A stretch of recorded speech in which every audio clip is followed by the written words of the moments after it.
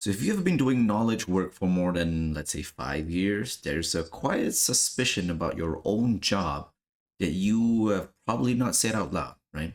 Your manager's happy, the numbers look fine, and yet when you look at the last 2 weeks of your work, maybe about 50 hours, item by item, some part of it does not feel like it is pulling weight anymore. You cannot tell which part. You suspect it is bigger than you are admitting, right? Now, that suspicion is correct, and the data confirms it. By late 2025, Anthropic's economic index, drawing on millions of real conversations, found out about 49% of occupations had already seen at least a quarter of their tasks performed using AI. 2023 OpenAI, University of Pennsylvania study, had projected that about 1 in 5 workers would face exposure across half their tasks. 2 years later, the projections weren't conservative enough. Now, the job hasn't disappeared. The pieces inside the job aren't being absorbed, and the framework most of us are using to figure out which pieces, the performance reviews, right, lags by 12 to 18 months. By the time the review system tells you, you are late. So today I want to walk you through an audit, right? 90 minutes, one sitting. It will tell you with proportions specific to your own work, which fraction of your last 2 weeks is on thin ice. Here's why I have to introduce an ayah, because the warning is older than the OpenAI study by 1400 years, right? The Quran says, Surah Al-Kahf, verse 103-104, "Shall I inform you of the greatest losers as to their deeds? Those whose effort is lost in worldly life while they think that they are doing well in work." Now read that twice. The criterion isn't that they were lazy. It isn't that they cheated. It's that they believed they were doing well. يَحْسَبُونَ أَنَّهُمْ يُحْسِنُونَ صُنْعًا. They reckon that they are doing excellent work. The diagnosis invisible from the inside. The work felt fine. The deeds were already lost though. The Islamic tradition has a name for the practice of stepping out and looking. It's called Muhasaba, self-accountability. And it has an instruction that is the operational core of everything I'm about to walk you through. Now, Umar ibn al-Khattab, the second caliph, said, "Hold yourselves to account before you are held to account, and weigh your deeds before they are weighed for you."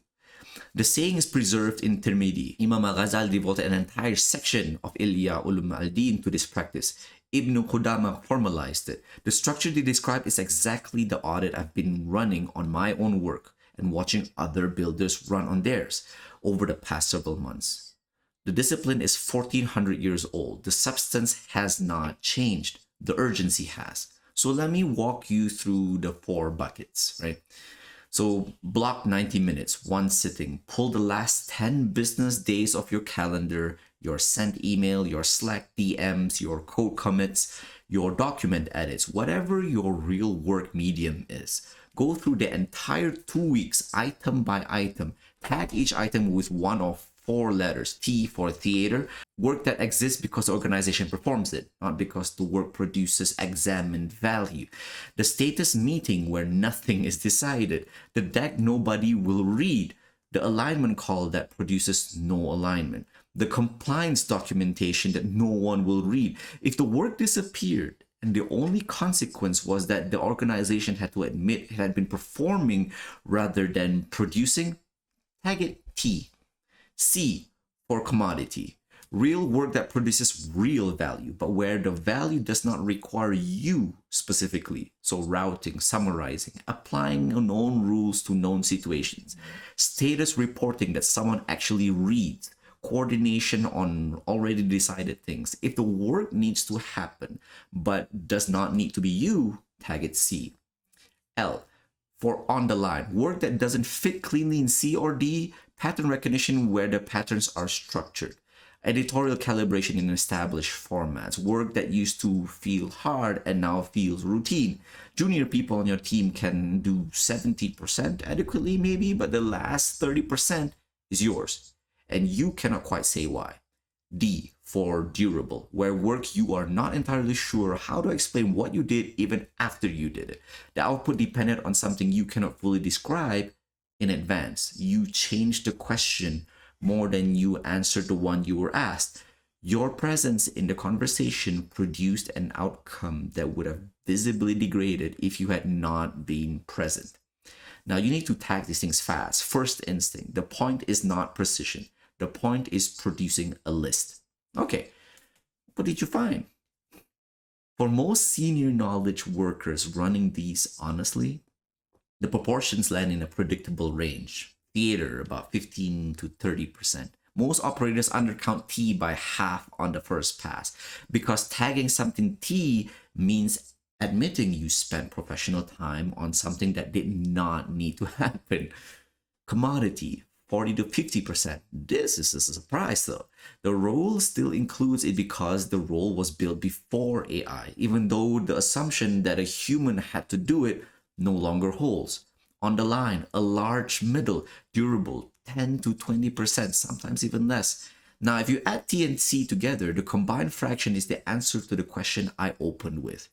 The fraction of your current week that is thin on ice. For most senior knowledge workers in 2026, that combined fraction is between 55 and 75%. You did not feel that exact number before the audit. You feel a version of it now. Now, I want to walk you through a deeper structure, perhaps, because the audit isn't the answer. The audit is the input that makes a small number of structural insights legible. Now, insight number one, theater compounds to nothing. Commodity compounds to the institution. Durable compounds to you. Read that again.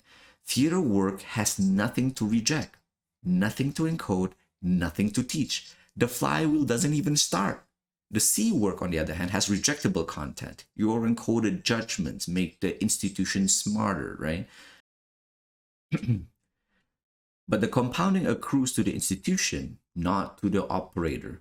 The operator builds capital the institution captures, right? D work compounds personally in a way that doesn't show up in any system. The pattern recognition you build by holding open, ambiguous questions for a decade lives in your hands, not in your soul.md file or your wiki. It is the thing you cannot transfer, which is why it is durable. Now, insight number two, the durable work is mostly question holding, not question answering. Question answering can be specified, scored, and trained against, which is exactly the surface AI is absorbing fastest, right? Question holding is a little bit different. Someone in a meeting asks you a question, for example. The right move is not to answer. The right move is to hold open the space while a different question gets formulated. The Prophet ﷺ demonstrated this constantly when asked who deserved a man's good companionship most. He said, your mother, 3 times before naming the father. Bukhari 5971. The questioner expected one answer. The answer reframed the question. That move is the D bucket signature. Now, insight number 3, the legibility paradox. The D work needs to be legible enough that the system values it, but not legible enough that the system can run it without you. Operators who keep D work fully invisible never get credited for it. Operators who fully explain D work convert it into a system which can then be automated. The art is partial legibility. Show outcomes, hide mechanisms, build a track record of calls without converting the calls into a process document. Insight number 4, identity is the real obstacle, not the work. Most resistance to running the audit, honestly, is identity protective. The work you tag T is work you did, and tagging it T means accepting that you spent time on something that didn't need to happen. The work you tag C is work you have built skill at, and tagging it C means accepting that the skill is becoming commodity. The audit threatens the story you tell yourself about who you are at work. Most operators will resist, not because the work is hard, but because the audit asks them to update their professional self-image. Now, the Quran is direct about this kind of resistance. In their hearts is disease, so Allah has increased their disease. Surah Al-Baqarah, verse 10. Refusing the audit doesn't preserve the identity. It just delays the cost of updating it. Okay, so now you've run the audit. You know your T fraction, you know your C fraction. What do you actually do, right? 6 moves in order of immediacy. 1, stop performing the theater you can stop performing without consequence. Most operators have at least 3 to 5 hours a week of T work that exists by inertia. Cancel that one meeting, skip another, send a short async summary instead of attending. Watch what happens. Most of the time, nothing happens. The theater was being performed because nobody had political capital to break the convention. And you just did. The Prophet ﷺ said, two blessings which many people lose: health and free time. Reclaim the free time. Number two, redirect the recovered hours into D skill development, not into the C work. This is the trap. Doing more commodity work faster feels like progress. It is doubling down on the bucket whose value is collapsing. The compound move is to spend recovered hours on harder cases that don't fit your existing patterns. Sit in on conversations where you aren't the expert, right? Practice question holding in low stakes meeting. Number three, build a track record of debucket calls. The legibility paradox says you can't document the mechanisms, but you can build a record of the outcomes. At the end of every week, write 3 lines. One specific call where the outcome depended on judgment you cannot fully reduce the rules. The context, the result. After a year, 50 entries. After 3 years, a portfolio no system can replicate. The Prophet said, the most beloved deeds to Allah are the most consistent, even if small. The weekly debucket entry is exactly that. Or gradually build the agency to refuse C work that doesn't fit your trajectory. This is a multi-year project, right? You build leverage by building unmistakably valuable on D work. Visible non-routine outcomes first, renegotiations of the routine workload second. Number 5, make D work legible enough to be valued, not legible enough to be commodified. Now, show outcomes in the form of, I argue for X against the prevailing view, here's what happened, right? That's legible without exposing mechanism. Be explicit about confidence and calibration. The calibration record is durable. The reasoning behind any individual call can stay tacit. 6, the honest case for moving. Some operators will run this audit and find that 75% of more of their work is T plus C, that the L work is mostly drifting towards C, and there is no realistic path inside the current role to build a meaningful D fraction. The honest answer isn't a different audit. The honest answer is a different role. The Quran says, whoever migrates for the sake of Allah will find on earth many alternative locations and abundances. Surah An-Nisa, verse 100. Migration is a Quranic principle. It is also sometimes the only honest answer to the audit. Now, I want to close on this.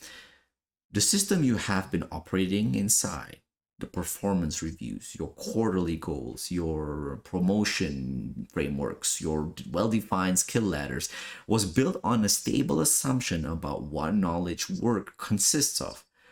The assumption no longer holds. The system has not updated. It will eventually, right? But it will lag by a few years. And during the lag, the operators who can see what is happening clearly will compound advantage relative to the operators who can't, right? Muhasaba is the practice. It is uncomfortable on purpose. The reason it is uncomfortable is the reason that it works. The Quranic warning is not a metaphor. Those whose effort is lost in worldly life while they think they are doing well in work. The audit is the practice that prevents the loss from going undetected until it is too late.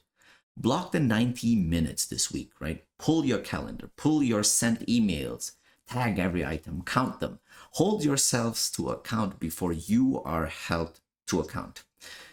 The link to the Substack write-up is in the description. Assalamualaikum warahmatullahi wabarakatuh.